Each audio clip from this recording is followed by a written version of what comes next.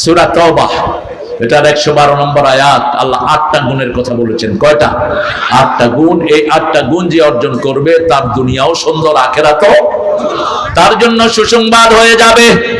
التائبون العابدون الحامدون السائحون الراكعون الساجدون الآمرون بالمعروف والناهون عن المنكر والحافظون لحدود الله وبشر المؤمنين। তার আগের আয়াতে আল্লাহ বলছেন কিভাবে দুনিয়াকে ঠান্ডা করবা। তোমরা যারা এখন মুসলমানদেরকে হত্যা করছো, অচিরেই তোমাদেরকে আল্লাহ নিজে হত্যা করবেন। ঠিক না ঠিক? হত্যার ব্যবস্থাটা করে দিবেন কে? আল্লাহ বলবেন ওমা কাতালু ওয়ালাকিন্নাল্লাহ কাতালু। যেমন বদরের ময়দানে রাসূল সাল্লাল্লাহু আলাইহি ওয়াসাল্লাম মক্কা 13 বছর মায়ের খেলেন, গেলেন মদিনায়। কাফেররা সিদ্ধান্ত নিল ওনাকে দুনিয়া থেকে বিদায় করে দিবে। আল্লাহ বলেন দুনিয়া আমার, এখানে আমার নবী থাকবে। ঠিক না ঠিক? তাদেরকে বিদায় করে দিলেন কে? আমরা যদি অস্ত্র নেই, পালানোর জায়গা পাবা না, কিন্তু কোন নিরীহ মানুষের গায়ে মুসলমান আক্রমণ করবে না। ভারতের মসজিদ আমাদের ভেঙে ফেলে, সেই মসজিদের প্রতিশোধে বাংলাদেশে কোন মন্দিরে আমরা একটা ঢিলও ছুঁড়ি না। কারণ আমার ইসলাম শিখায় যে অপরাধী তাকে শাস্তি দাও। একজনের অপরাধের কারণে আরেকজনকে শাস্তি দেওয়া যায়। ভারতে আমার মুসলমানদেরকে নামাজ পড়তে দেয়া হয় না। ঠিক না ঠিক? কিন্তু বাংলাদেশে হিন্দু ভাইদের মন্দিরে পূজার সময় পাহারা দিছে কারা? জোরে বলেন। মুসলমানরা পূজা পাহারা দেয়নি, মানুষকে পাহারা দিয়েছে। ঠিক না ঠিক? ওদের পূজার হিসাব ওরা দিবে। কোন মূর্তির সামনে গিয়ে হাত জোড় করে দাঁড়ানো হারাম হারাম হারাম, কোন মানুষ এটা করতে পারে না। কিন্তু ওরা অবুঝ অবস্থায় করে। কি করবে? ওদেরকে বোঝানো হয়েছে ওম শান্তি ওম। ওরা কই শান্তি কইতে কইতে জান শেষ, কিন্তু শান্তি তো পাই না। এরপরে কই যেহেতু শান্তি দেস না, তুই আর থাকতেও পারবি না, তুই পানি খা। একই সিস্টেম ইব্রাহিম আলাইহিস সালামের সময় ছিল, একই সিস্টেম শুরু করেছিল নূহ আলাইহিস সালামের কিছু লোক। ওয়াদাসওয়াত নাসব 5টা মূর্তি তারা বানিয়ে নিয়েছে। কয়টা? 5টা মূর্তি তারা বানায়। প্রথম জমিনে মূর্তি বানানো হয়। মূর্তি আছে যেখানে বন্যা আছে, সেখানে মূর্তি বানানোর সাথে সাথে বন্যা দিয়ে সারা পৃথিবীকে তলিয়ে দিলেন কে? আজও যেখানে মূর্তি আসে সেখানে বন্যা দিয়ে দেয় কে? দুবাইতে কখনো বন্যা হয় না, কিন্তু যখনই মন্দির করলো দুবাইয়ের কিছু বেকুব শাসক মোদি শয়তানের সাথে হাত মিলিয়ে 1600 কোটি রুপিতে তারা মন্দির করলো। মন্দির করার পর সেই মন্দিরে যখন মূর্তি উঠলো, পরের সপ্তাহে বন্যা দিয়ে আল্লাহ ভাসায় দিলেন। এই জন্য প্রিয় ভাইয়েরা, আমার প্রিয় হিন্দু ভাই বোনেরা, একটু ঠান্ডা মাথায় চিন্তা করবেন। এই মূর্তি এই পর্যন্ত আপনাদেরকে কিছুই দিতে পারে নাই, বরং একজনের কাছে চাইবেন। তিনি কে? আসলে তুফান আসলে হিন্দু ভাইরা কিন্তু কোনো মূর্তির কাছে যায় না। যায়?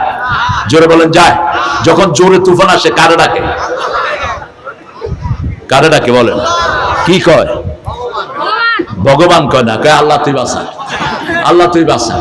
আমি এক নৌকায় উঠেছি, লঞ্চে উঠলাম, পদ্মা পাড়ি দিচ্ছি, তুফান উঠলো। এখন হিন্দু ভাই বোনেরা আয়েশা কয় হুজুর ভগবানে কিচ্ছু করতে পারবে না, একটু আল্লাহরে বলা। আমি কইলাম তোমরা কারে বলে? আমরা আল্লাহরে বললাম। বললাম বলা আল্লাহু আল্লাহু, এরকম না। লা ইলাহা লা ইলাহা আল্লাহু আকবার, আল্লাহু আকবার, লা ইলাহা। বাঁচিয়ে দিবেন কে? সে আল্লাহ বলছেন যদি আমার কাছে সুসংবাদ চাও তওবা করো। প্রথম তওবা করতে হবে। যত গুনাহ আমরা করেছি তওবা করলে সব গুনাহগুলো maaf করে দিবেন কে? আল্লাহর হাবিব বলেছেন আত-তাইবু মিনাজ যামবি কামান লা যামবালা। তওবাকারী এমন হয়ে যায় যেন তার কোনো তওবার নাই, তার কোনো গুনাহ নাই, একদম সিনলেস হয়ে যায়। তওবা মানে হলো ফিরে আসা, তওবা মানে হলো আন্নাদামা। You have to shame yourself. আপনি নিজেকে নিজে লজ্জিত হবেন। Why I have done this mistake? আমি কেন এই অপরাধটা করলাম? আপনি বারবার নিজেকে মালামাত করবেন। যেমন পৃথিবীর প্রথম মানুষ তিনি ছিলেন মুসলমান, এই জন্য সবচেয়ে পুরানো ধর্মের নাম হলো ইসলাম। পুরানো ধর্মের নাম কি? সনাতন ধর্ম কখনো হিন্দু ধর্ম নয়। প্রথম মানুষ ছিলেন মুসলমান আদম, ওনার থেকে ইসলাম শুরু, ঠিক না ঠিক? ইসলাম শেষ হয়েছে মুহাম্মদুর রাসূলুল্লাহ সাল্লাল্লাহু আলাইহি সাল্লামের উপর। আল্লাহ বিদায় হজের সময় বলে দিলেন, ও নবী আপনি ঘোষণা করেন, আলিয়াউমা আকমালতু লাকুম দীনাকুম ওয়া আতমামতু আলাইকুম নি'মাতি ওয়া রাদিতু লাকুমুল ইসলাম দীনা। Today I have completed my religion on you. আজকের দিনে আলিয়াউমা আকমালতু লাকুম দীনাকুম, আমার ধর্ম তোমাদের জন্য আমি পরিপূর্ণ করে দিয়েছি। ওয়া আতমামতু আলাইকুম নি'মাতি, আমার সব নিয়ামত তোমাদের জন্য আমি পরিপূর্ণ করে দিলাম। ওয়া রাদিতু লাকুমুল ইসলাম দীনা, তোমাদের মানুষের জন্য ইসলাম দিয়ে আমি আল্লাহ খুশি হয়ে গেছি। আপনারা খুশি না বেজার? আরো চিৎকার করে বলেন। এই জন্য রাসূল বলছেন সকালবেলা যে 3 বার বলবে একটা দোয়া, সন্ধ্যার সময় 3 বার পড়বে, আল্লাহ তার জন্য জান্নাত বরাদ্দ করে দিবেন। পড়েন দোয়াটি, রাদিতু বিল্লাহ, পড়েন রাদিতু বিল্লাহি রাব্বাও ওয়া বিল ইসলামি দীনাও ওয়া বি মুহাম্মাদিন সাল্লাল্লাহু আলাইহি ওয়াসাল্লাম নবিয়্যাও ওয়া রাসূলা। নবী মোর পরশমণি, জোরে, নবী মোর পরশমণি, নবী মোর সোনার খনি। জপবেন কার নাম? এই জন্য ধরছি, কার নাম জপবেন? কোন নবীর নাম আমরা জপবো না। নবী নিজেও কার নাম জপতেন? এখানেই ভুল করেছে লোকেরা। নবী মোর পরশমণি, নবী মোর সোনার খনি, আল্লাহ নাম জপে যে জন সেই তো দোজাহানের ধনী। ও নামের সুর ধরিয়া পাখি যায় গান করিয়া। তারপরে কি? ও নামে মজনু হলো,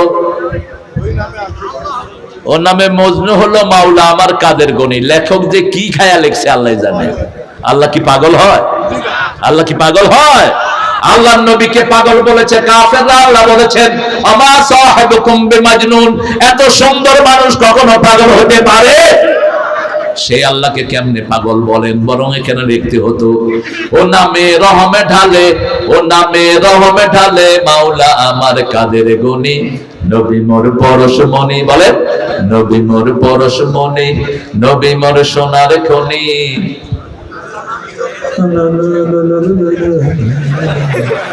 ভাত খান না আপনারা? হ্যাঁ, এত সুন্দর ভাত খেয়ে এত ছোট্ট আওয়াজ কেন? আপনারাই তো ধানগুলো দেন ঢাকাতে। এখন উত্তরবঙ্গ হলো খাদ্য সম্ভার। আগে উত্তরবঙ্গ ছিল মঙ্গা, এখন উত্তরবঙ্গ বাংলাদেশের খাদ্য সাপ্লাই দেয়, ঠিক না ঠিক? এই বরকত কে ঢেলে দিয়েছেন? একমাত্র একটা কারণ, লা ইলাহা লা ইলাহা ইল্লাল্লাহু মুহাম্মাদুর রাসূলুল্লাহ সাল্লাল্লাহু। আল্লাহ রাব্বুল আলামিন বললেন কিভাবে তওবা করবা। সূরা তাহরীমের 6 নম্বর আয়াতে আল্লাহ বলছেন ইয়া আইয়ুহাল্লাযীনা আমানু তুবু ইলাল্লাহি তাওবাতান নাসুহা। হে মুমিনেরা, শ্রেষ্ঠভাবে একনিষ্ঠ তওবা, বিশুদ্ধ তওবা, ডিভোটেড তওবা, ডিফাইন তওবা, আমার কাছে বিশুদ্ধ তওবা করো। কি তওবা? বিশুদ্ধ তওবা। বিশুদ্ধ তওবার গুণ হলো 5টি। কয়টি? 5টি। First of all you have to declare yourself you are the sinner. প্রথম আপনাকে ঘোষণা দিতে হবে আপনি অপরাধী, ঠিক না ঠিক? যেমন সব নবীরা বলেছেন আমরা এটা এইভাবে করা উচিত হয় নাই। যেমন আদম আলাইহিস সালাম বলেছেন রাব্বানা যালামনা আনফুসানা ওয়া ইল্লাম তাগফির লানা ওয়া তারহামনা লানাকুনান্না মিনাল খাসিরিন। তিনি বলেন আল্লাহ আপনি গাছটার কাছে যেতে নিষেধ করেছেন, আমি গিয়েছি, অতএব আপনি আমাকে মাফ করে দেন, গ্রহণ করেন। আল্লাহ মাফ করে দিলেন, গ্রহণ করলেন, ঠিক না ঠিক? তিনাকে আল্লাহ নবী বানায়া দিলেন। মাছের পেটে চলে গেলেন সাইয়েদনা ইউনূস আলাইহিস সালাম, সেখানে মুখ বন্ধ করলেই মাছ, তিনার জীবন শেষ। মাছের পেটের ভিতরে তিনি তাসবিহ ছুড়ে দিলেন লা ইলাহা ইল্লা আনতা সুবহানাকা ইন্নী কুনতু মিনাজ জালিমিন। একজন জবাব দিলেন আসমান থেকে, ফাস্তাজাবনা লাহু ওয়া নাজ্জাইনাহু মিনাল গাম্মি ওয়া কাযালিকা নুনজিল মুমিনিন। ননজি ইউনুস বললেন না, আল্লাহ বললেন আমি তোমার ডাক শুনলাম, আমি তোমাকে কষ্ট থেকে উদ্ধার করলাম। গম, গম মানে হলো কষ্ট, গম মানে কি? আর মহিলাদেরকে আমরা আগে বলতাম বেগম, মহিলাদের নাম কি? বেগম, এটা ইসলামী নাম।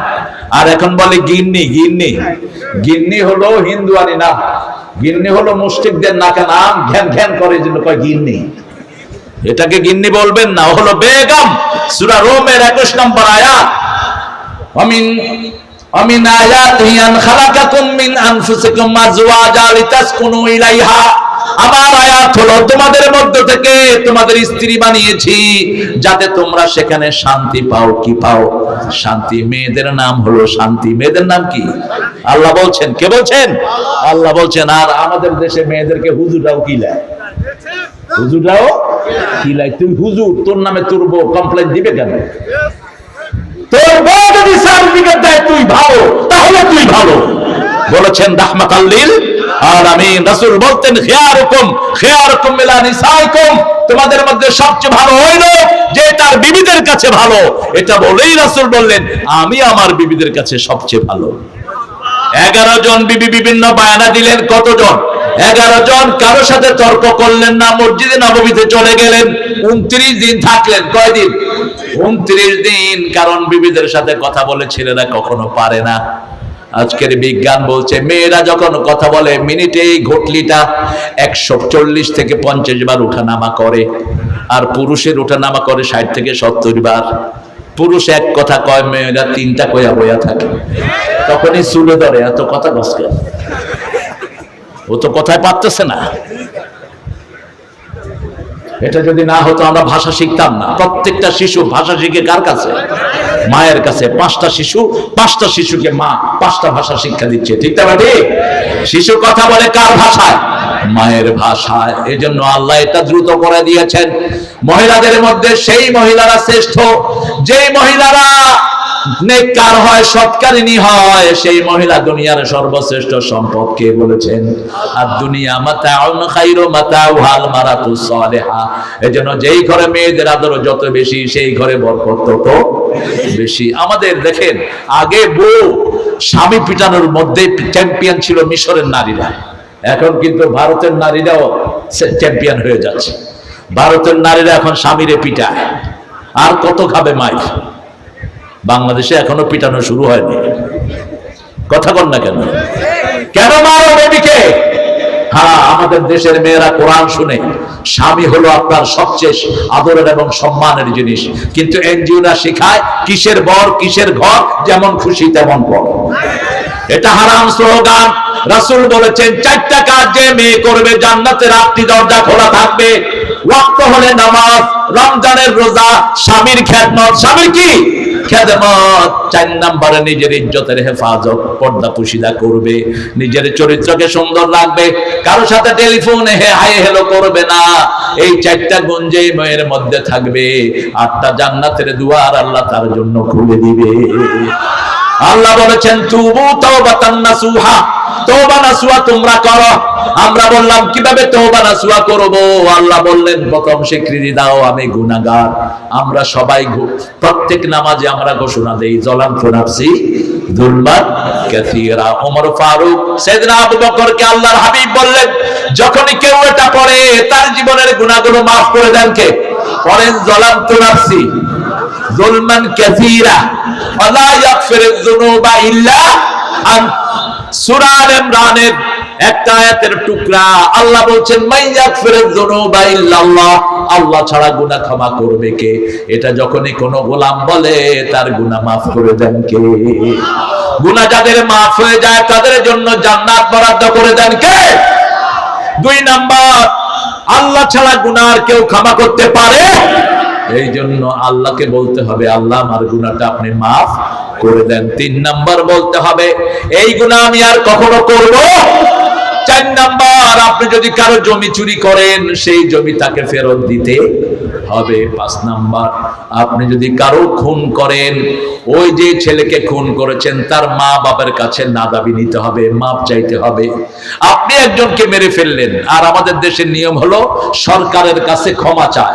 আরে সরকারের ছাগলটা কে আপনাকে মাফ করার? Who the hell he is? মারা গেছে আপনার ছেলে, সরকার মাফ করবে কেন? মারা গেছে আপনার ছেলে, প্রেসিডেন্ট মাফ করার কে? আপনার ছেলেকে আপনার কাছে মাপ চাইতে হবে, ঠিক না ঠিক?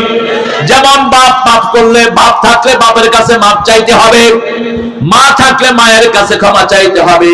মা যদি ক্ষমা করে দেয়, মাশাআল্লাহ, আলহামদুলিল্লাহ, খুব ভালো। দোয়া করে ফেলছি আগে, ইনশাআল্লাহ। নো কিলাকিলি, শুধু হাগাহাগি। হ্যাঁ, দুলু ভাই সুন্দর মানুষ। আমরা চাই আমাদের পার্লামেন্ট ডানপন্থী দিয়ে সাজাই, কারণ একসাথে আমরা মাইর খেয়েছি, ঠিক না ঠিক? পার্লামেন্টে যেই আসো, এইবারের পার্লামেন্ট হবে কোরআনের পার্লামেন্ট।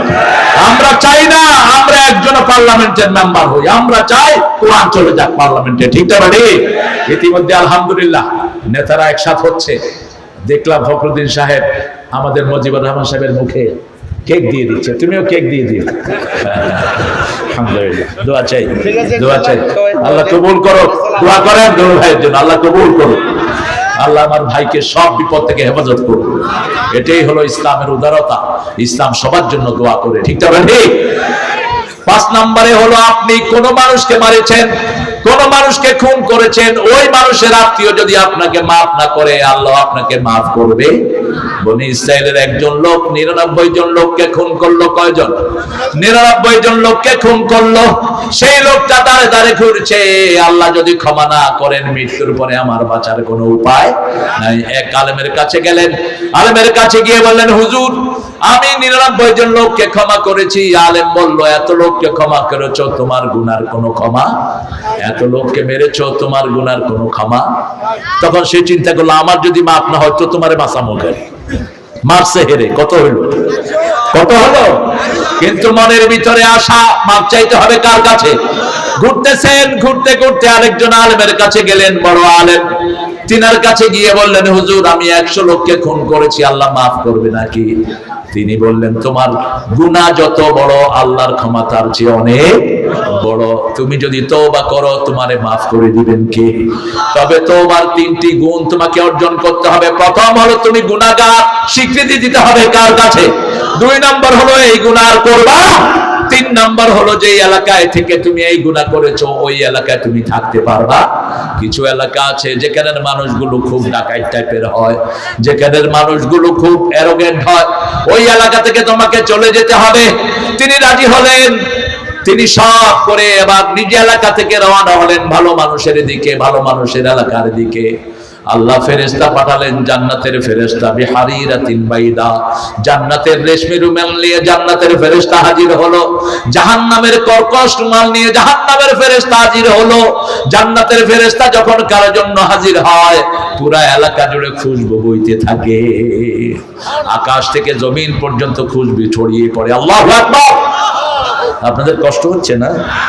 হ্যাঁ, ফট করে মনোজাত করে দেবো, কিন্তু আমি একটু অমনোযোগিতা পেলে মনোজাত করে দেবো ইনশাআল্লাহ। আমরা এখান থেকে জিহাদের সবক নেব, সামনে যুদ্ধ আসতেছে, ঠিক না ঠিক? তওবা করে নিজেকে পবিত্র করে নেব। ইসলামের বিরুদ্ধে কেউ আসবে, আমরা তাকে ঠিকমতো ছেড়ে দেব না। তবে আমরা কখনো আগে আক্রমণ করতে জানি না। কোন নির্দেশীল করব, আর কেউ যদি আক্রমণ করে তাকেও আমরা ছেড়ে দেব না, ঠিক না ঠিক? একজন হিন্দু, একজন বিধর্মীর উপর অন্যায়ভাবে কেউ আক্রমণ করতে পারবে, চাঁদাবাজি করতে পারবে না, তাকে কোন রকমের কষ্ট দিতে পারবে, তার ধর্মীয় স্বাধীনতায় কেউ হস্তক্ষেপ করতে। তাই বলে মুসলমানরা মন্দিরে গিয়ে বসে থাকবেন না, মন্দিরে যাবেন না, খবরদার। যেখানে মূর্তি থাকে সেটা গজবের উপযুক্ত হয়ে থাকে, রাসূলের হাদিস ওমর ফারুক থেকে বর্ণিত, সেখানে যাবেন না আপনি। আপনি সেখানে যেন তাদের নিরাপত্তা হয় মানুষগুলো, সেটা করবেন। কিন্তু মূর্তি পূজা, মূর্তির সামনে যাওয়া কোনো মানুষের জন্য জায়েজ না, এটা যেন মাথায় থাকে। রাসূল কখনো কোনো মূর্তির সামনে যাননি। আবু বকর কোনদিন মূর্তির সামনে যান নাই, মা খাদিজা কোনদিন কোন মূর্তির সামনে যান নাই। এই জন্য আমরাও কোন মূর্তির সামনে যাব না, আমরা তাদেরকে বুঝাবো। দেখেন একটা সার্টেন টাইম তারা পূজা করে, 12 মাসে কত পূজা সবার মুখস্থ দেখি, 12 মাসে 13 পূজা। ওনাদের পূজাটা ওনারা করুক, ওনাদের ধর্মে ওনারা যেটা শিখেছেন, কিন্তু আমরা বিনয়ের সাথে বুঝাবো, কারণ চলে যেতে হবে আল্লাহর কাছে, ঠিক না ঠিক? আল্লাহর কাছে যেতে হবে, হিসাব দিতে হবে। আল্লাহ বলবেন মাটি দিয়ে এটা বানাইছ কেন? ইব্রাহিম আলাইহিস সালাম দেখলেন ওনার আব্বা মূর্তির সামনে এভাবে দাঁড়িয়ে আছে, সূরা আম্বিয়া তিনি বললেন মা হাযিহি তামাসিলুল্লাতী আনতুম লাহা আকিফুন, daddy why you doing this in the front of idol? একটা মূর্তির সামনে আপনি এইভাবে দাঁড়িয়ে আছেন কেন? বাপ বলছে হাদি আসলামুকুম, দিস ইজ মাই লর্ড, এটা আমার দেবতা। ছেলে জবাব দিচ্ছে এটা তো কানেও শুনে না, চোখেও দেখে না। লা ইউসমা লা ইউবসির, কানেও শুনে না, চোখেও দেখে না, এটা দেবতা হলো কেমনে? বাপ বলছে রাজরে মান্নাত, তোমাকে পাথর মেরে আমি খুন করব। আর ছেলে জবাব দিচ্ছে লা আস্তাগফিরান্না লাকা ইলা রাব্বি, আমি তোমার জন্য আল্লাহর কাছে ক্ষমা চেয়ে কাঁদবো। এখানে শিক্ষা দেওয়া হচ্ছে আপনার বাপ আপনার সাথে খারাপ ব্যবহার করলে আপনি খারাপ ব্যবহার বাপের সাথে করতে পারবেন। বাপের সাথে নরম ভাষায় কথা বলতে হবে, কারো হুকুম বিনয়ের সাথে কথা বলতে হবে। বাপের সাথে ভিক্ষুকের সাথে বিনয়ের সাথে কথা বলতে হবে, বাপের সাথে ঝিড়কি দিয়ে কথা বলা যাবে না। লা তানহারহুমা, সূরা বনী ইসরাঈল 21, লা তানহারহুমা, ঝিড়কি দিয়ে কথা বলবা না। ভিক্ষুকের সাথে বলছেন ওয়া আম্মা সাইলা ফালা তানহার, একই শব্দ। ভিক্ষুকের সাথে মাথা ঝাঁকি দিয়ে কথা বলবেন না। ভিক্ষুকের সাথে কিভাবে বলবেন? আকুল্লাহুম কাওলাম মাইসুরা, ভিক্ষুকের সাথে হাসি মুখে কথা বলো। পিতামাতার সাথে আকুল্লাহুমা কাওলান কারীমা, নরম কথা বলো, সম্মানজনক কথা বলো। অখফিদ লাহুমা জানাহাযুল মিনার রাহমা, পিতামাতার জন্য রহমতের ডানা বিছিয়ে দাও। অকুর রাব্বিরহামহুমা, জোরে জোরে, রাব্বিরহামহুমা কামা রাব্বায়ানি সগীরা, আমার মা গেছে চলে, আমার বাবা গেছে চলে, দুজনাকে জান্নাত দিও তোমার আরশ তলে। বলে মা গেছে চলে, আমার বাবা গেছে চলে, দুজনাকে জান্নাত দিও তোমার আরশ তলে। আমিন আমিন। এত সুন্দর দোয়া ইসলাম ছাড়া কোন ধর্মে, হিন্দু ভাইদের ধর্মে দোয়াই নাই। জিজ্ঞেস করেন তোমার আব্বা আম্মা কোথায়, তারা বলে আমরা আশা করি তারা যেন স্বর্গে থাকে, কিন্তু দোয়ার কোন সিস্টেম, দোয়া শুধু একটা ধর্মে, সেই ধর্মের নাম কি? রাব্বিরহামহুমা কামা রাব্বায়ানি সগীরা। আবার ইব্রাহিম আলাইহিস সালাম দোয়া করছেন রাব্বিগফিরলি ওয়া লিওয়ালিদাইয়া ওয়া লিল মুমিনিনা ইয়াওমা ইয়াকুমুল হিসাব, হে আল্লাহ আমাকে, আমার পিতামাতাকে, মুমিনদেরকে কিয়ামতের ময়দানে আপনি maaf করে দেন। মাপ আছে যেখানে জান্নাত আছে সেখানে। ওই যে রাস্তায় 2 রকমের ফেরেশতা আসলো, জান্নাতের ফেরেশতা আসলো জান্নাতের রেশমি রুমাল নিয়ে।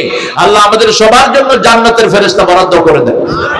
এখন যার জীবনে নামাজ নাই তার জীবনে কোনো ফেরেশতা, যার জীবনে আল্লাহর কাছে চাওয়া নাই তার জীবনে কোনো ফেরেশতা নাই। 2 ফেরেশতা ঝগড়া লেগে গেছে, জান্নাত আর জাহান্নামের। জান্নাতের ফেরেশতা বলছে আমি জান কবজ করব, জাহান্নামের ফেরেশতা বলছে আমি জান কবজ করব। তৃতীয় আরেকজন ফেরেশতাকে আল্লাহ পাঠালেন, যাও সমাধান করে আসো। ওই লোকের বাড়ি থেকে ভালো মানুষের রাস্তা মাপো, যদি ভালো মানুষের রাস্তা লম্বা হয়ে যায় জান্নাতের ফেরেশতা তার জান কবজ করবে। মুসলিম শরীফের হাদিসের বর্ণনায় রাসূল বলছেন যখন রাস্তা মাপা হচ্ছে আল্লাহ বললেন ও রাস্তা ভালো মানুষের দিকে তুমি লম্বা হয়ে যাও, কারণ আল্লাহ চায় না আল্লাহর কোন গোলাম জাহান্নামী হোক। আমাদেরকে সবচেয়ে বেশি ভালোবাসেন কে? আরো চিৎকার করে বলেন কে? অল্প দেশ কিন্তু সম্পদ এত ভরপুর করে দিয়েছেন কে? একই ক্ষেতের ভিতরে হাজার রকমের ফসল দান করেছেন কে? কাইফা তাকফুরুনা বিল্লাহি ওয়া কুনতুম আমওয়াতান ফাআহইয়াকুম সুম্মা ইউমীতুকুম সুম্মা ইউহয়ীকুম সুম্মা ইলাইহি তুরজাউন। কিভাবে আমার সাথে কুফরি করো? তোমরা মৃত ছিলে, তোমাদেরকে জীবন দান করেছি, আবার তোমাদেরকে মৃত্যু দান করব, মৃত্যু দান করব, তারপরে ফিরে যেতে হবে কার দিকে? মারা গেলে আমরা বলি ইন্না লিল্লাহি ওয়া ইন্না ইলাইহি রাজিউন। নিশ্চয় আল্লাহর জন্য, আল্লাহর দিকে সবাইকে ফিরে যেতে হবে। এখানে আমরা কেউ থাকতে আসি নাই। এজন্য মৃত্যুর আগে যারা তওবা করবে, রাসূল দৈনিক 100 বার তওবা করতেন। কয়শো বার? 100 বার তওবা করতেন। তওবার সবচেয়ে শর্ট দোয়া হলো পড়েন আস্তাগফিরুল্লাহ, আস্তাগফিরুল্লাহ, আস্তাগফিরুল্লাহ। হুসাইন রাদিয়াল্লাহু আনহুর কাছে এক লোক আসলো, এসে বলল, হুজুর আমার ছেলে লেখাপড়া পারে না। তিনি বললেন তুমি ইস্তেগফার করো। আরেক লোক আসলো, আমার ঘরে রুজি রুটি নাই, কামাই রুজি নাই, সম্পদ নাই। তিনি বললেন ইস্তেগফার করো। আরেক লোক আসলো, আমার ঘরে রোগ ছাড়ে না। তিনি বললেন তুমি ইস্তেগফার করো। আরেক লোক আসলো, আমার স্বামী স্ত্রীতে বনাবনি নাই, বললেন তুমি ইস্তেগফার করো। লোকেরা বলল যা আসতেছে সব একই ঔষধ, সরকারি হসপিটালের মতো, ঠিক না ঠিক? সরকারি হসপিটালে শুধু কি দেয়? সবার মুখস্থ দেয়। যত ওষুধ কি দেয়? প্যারাসিটামল, বাকিগুলো বেচা হালায়। জায়গায় জায়গা তো সব চোর ডাকাত বসে আছে। কত ওষুধ সরকার থেকে দেয়, আর ডাক্তাররা পোস্টিং হলো আপনাদের এই কাহারুলে, ডাক্তার ঢাকায় বসে বসে বেতন খায়। এরকম শয়তান আছে না নাই? তোর বেতন হারাম, তোর রুজি হারাম, তোর চাকরি হারাম, ঠিক না ঠিক? ইসলাম এত সহজ নয়। তোমার যেখানে চাকরি তোমাকে সেখানেই যেতে হবে, ওখানে বসে থাকতে পারবে না। জনগণের কাছেই তোমাকে আসতে হবে। কি সুন্দর ব্যবস্থা ইসলাম আমাদের জন্য দিয়েছে। এবার হুসাইন রাদিয়াল্লাহু আনহু বললেন, শুনো, আমার আল্লাহ বলছেন সূরা নূহের ভিতরে, ইস্তাগফিরু রাব্বাকুম ইন্নাহু কানা গাফফারা ইউরসিলু আলাইকুমুস সামাআ মিদরারা। যে কোনো কাজে গুনাহ মাফ চাও কার কাছে? তাহলে তোমাদের জন্য রহমতের বৃষ্টি বর্ষণ করবেন কে? তোমাদের সন্তান বাড়িয়ে দিবেন কে? তোমাদের শক্তি বাড়িয়ে দিবেন কে? শুধু ইস্তেগফার করবেন। রাসূল দৈনিক 100 বার তওবা করতেন। আবু হুরায়রা দৈনিক ইস্তেগফার করতেন 12,000 বার। কত হাজার? 12,000 বার। রাসূল কারোর সাথে কথা বলতেন। আবু হুরায়রা বলছেন, I was watching to Muhammad, আমি মুহাম্মদ সাল্লাল্লাহু আলাইহি ওয়াসাল্লামের দিকে তাকিয়ে আছি, তিনার সাথে লোকেরা কথা বলছে, তলে তলে তিনি পড়ছেন আস্তাগফিরুল্লাহ, আস্তাগফিরুল্লাহ। পড়েন আস্তাগফিরুল্লাহ, আস্তাগফিরুল্লাহ, আস্তাগফিরুল্লাহ। কিয়ামতের ময়দানে যারা ইস্তেগফার বেশি পড়বে তাদের জন্য সুসংবাদ দান করে দিবেন কে? যে অন্য ভাইয়ের জন্য মাফ চায়, আগে তার গুনাহগুলো মাফ করে দিবেন কে? আত-তাইবুনাল আবিদুনাল হামিদুনাস সাইহুন। 2 নম্বরে ইবাদত করব কার? সূরা যারিয়াতের 56 নম্বর আয়াতে আল্লাহ বলছেন, ওয়া মা খালাকাতুল জিন্না ওয়াল ইনসা ইল্লা লিয়াবুদুন। মানুষ আর জিনকে সৃষ্টি করেছে কার ইবাদতের জন্য? এই যে এখানে বসে আছি, কি হচ্ছে? জোরে বলেন, জোরে বলেন। আর যারা টিভির সামনে বসে আছে কি হচ্ছে বলেন? আর যে ছেলেগুলো এখন ফ্রি ফায়ার খেলতেছে, আপনারা কোরআনে মাহফিল বেশি করবেন। এখানে দেখেন অধিকাংশ হলো যুবক, ঠিক না ঠিক? ফ্রি ফায়ার খেলতেছে ছেলেরা, 4-5টা একসাথে, এই মার মার, নেনে নেনে মারে। এতে গুনাহ না সওয়াব? শুধু গুনাহ না, আঙ্গুল শেষ। কি শেষ? এই আঙ্গুলের সাথে হার্টের সম্পর্ক, এই আঙ্গুলের সাথে চোখের সম্পর্ক, লিভারের সম্পর্ক।